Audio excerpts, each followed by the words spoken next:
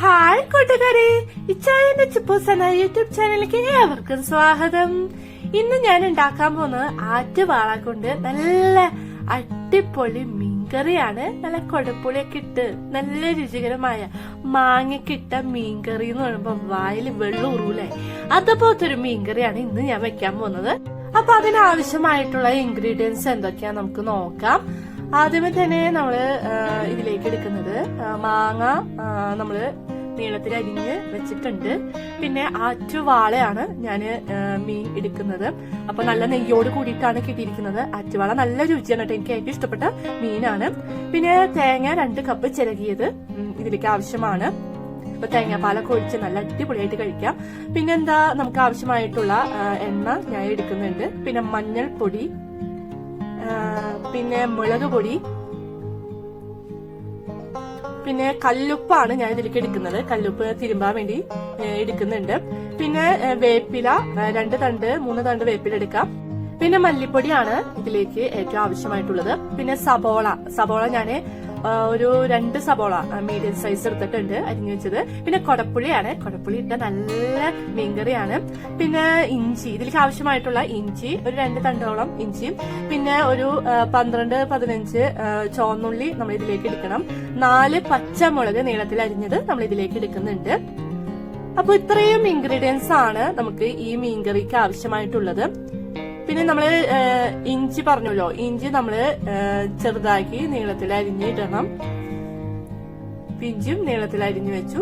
ഇനി ആദ്യം നമ്മള് മൺചട്ടി, അതായത് മീൻകറി വെക്കാൻ പറ്റിയ മൺചട്ടിയിലാണ് ഞാൻ ഇന്ന് വെക്കാൻ പോണത്. അതിലേക്ക് പച്ചമുളക്, ഇഞ്ചി, സബോള ഇട്ടു. ഇനി ഞാൻ കൊടപ്പുളിയും കൂടി ഇതിലേക്ക് ഇടുന്നുണ്ട്.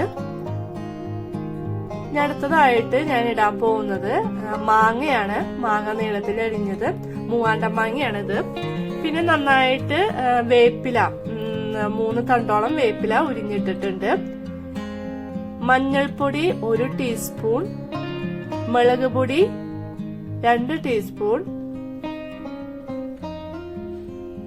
മല്ലിപ്പൊടി 2-3 സ്പൂൺ, അതായത് 3 സ്പൂണോളം വരും ഇതിലേക്ക്. ഇനി കല്ലുപ്പാണ് ഞാൻ ഇതിലേക്ക് എടുക്കുന്നത്. അപ്പൊ കല്ലുപ്പാവുമ്പോ 2 സ്പൂൺ ഇട്ടാ മതി. പിന്നെ ഇതിന്റെ മേലേക്ക് നമ്മൾ വെളിച്ചെണ്ണ ഒഴിച്ചു കൊടുക്കാം. നന്നായി അതായത് നന്നായിട്ട് എല്ലായിടത്തും മിക്സ് ചെയ്ത് തിരുമ്പണം, എല്ലായിടത്തും പിടിക്കാൻ വേണ്ടിയിട്ട്. ഇനി അടുത്തത് ഞാന് മീനിട്ട് കൊടുക്കാണ്. അപ്പോ മീനും ഓരോന്നും ഇങ്ങനെ ഇട്ട് കൊടുക്കാണ്. നന്നായിട്ട് അങ്ങനെ തിരുമ്പി വെക്കുക. അപ്പൊ അതിന് മസാലയും ഇതൊക്കെ നന്നായിട്ട് അതുമ്മ പിടിക്കണം. നന്നായി തിരുമ്പി വെക്കണം. നമുക്ക് സ്വല്പം കൂടി എണ്ണ ഒഴിക്കണമെങ്കിൽ എണ്ണ ഒഴിച്ചു കൊടുക്കാം. നന്നായിട്ട് അങ്ങനെ തിരുമ്പി വെക്കുക. അപ്പൊ രുചി കൂടും. അപ്പൊ അതിന് വേണ്ടിയിട്ടാണ് നന്നായിട്ട് തിരുമ്പി വെക്കുന്നത്.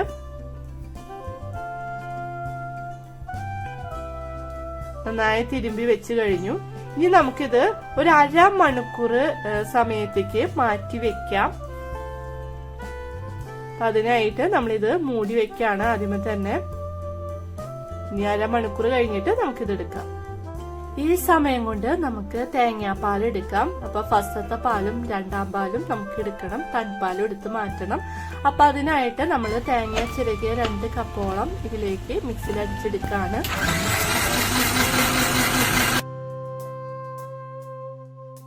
ഇനി ഫസ്റ്റത്തെ പാല് നമ്മള് അരിച്ച് മാറ്റാണ്. അപ്പൊ ഫസ്റ്റത്തെ പാല് ഒരു പാത്രത്തിൽ എടുത്ത് മാറ്റിയിട്ടുണ്ട്. ഇനി നമുക്ക് 2ാം പാല് എടുക്കാം. നേരത്തെ എടുത്ത തേങ്ങയിൽ നിന്ന് തന്നെ 2ാം പാല് അടിച്ചെടുക്കാണ്.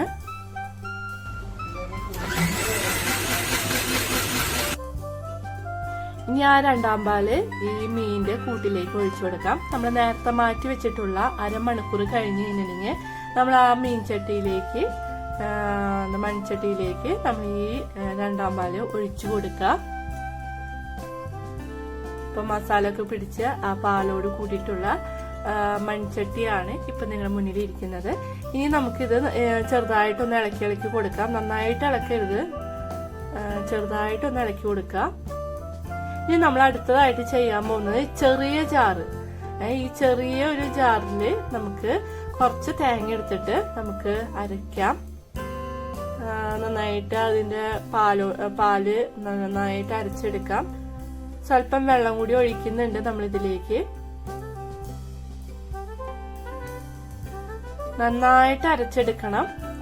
ഈ പാല് അങ്ങനെ തന്നെ നമ്മള് ഇതിന്റെ മീനിന്റെ ഇതിലേക്ക് ഇടാണ്, അതായത് മീൻകറിയിലേക്ക് ഒഴിക്കാണ്. കാരണം നല്ല കട്ടി കിട്ടാനും നല്ല കുറുകി വരാൻ വേണ്ടിയിട്ടാണ് അങ്ങനെ തന്നെ ഒഴിക്കുന്നത് തേങ്ങയോട് കൂടിയിട്ട്. ഇനി നമുക്ക് അങ്ങനെ തന്നെ ആ മൺചട്ടി സ്റ്റവിലേക്ക് വെക്കാം. ഇപ്പൊ നന്നായിട്ട് തള വന്നിട്ടുണ്ട്. നമുക്ക് അതിലേക്ക് ആദ്യം മാറ്റി വെച്ചിട്ടുള്ള പാല് ഇതിലേക്ക് ഒഴിച്ചു കൊടുക്കാം. തള നിന്ന് കഴിഞ്ഞു അല്ലെ? അപ്പോ തള നിന്ന് കഴിഞ്ഞിട്ടുണ്ടെങ്കിൽ കുറച്ച് സമയം കഴിഞ്ഞാൽ തള ഒന്നും കൂടി വരും. ഈ സമയത്തിനുള്ളില് നമുക്ക് ഇത് കാച്ചി ഒഴിക്കണം. അതിനായിട്ട് ചെറിയൊരു ചീൻചട്ടി വെച്ചിട്ടുണ്ട്. അതിലേക്ക് വെളിച്ചെണ്ണ ഒഴിച്ച് ചൂടാവുമ്പോൾ ചുവന്നുള്ളി അതിലേക്ക് ഇടാം. ചുവന്നുള്ളി നന്നായിട്ട് അരിഞ്ഞതാണ് അതിലേക്ക് ഇട്ടിട്ടുള്ളത്. ഇനി വേപ്പിലയും കൂടി അതിലേക്ക് ഇട്ട ഉടനെ തന്നെ നമ്മൾ കാച്ചിയത് ഇതിലേക്ക് ഒഴിക്കുകയാണ്.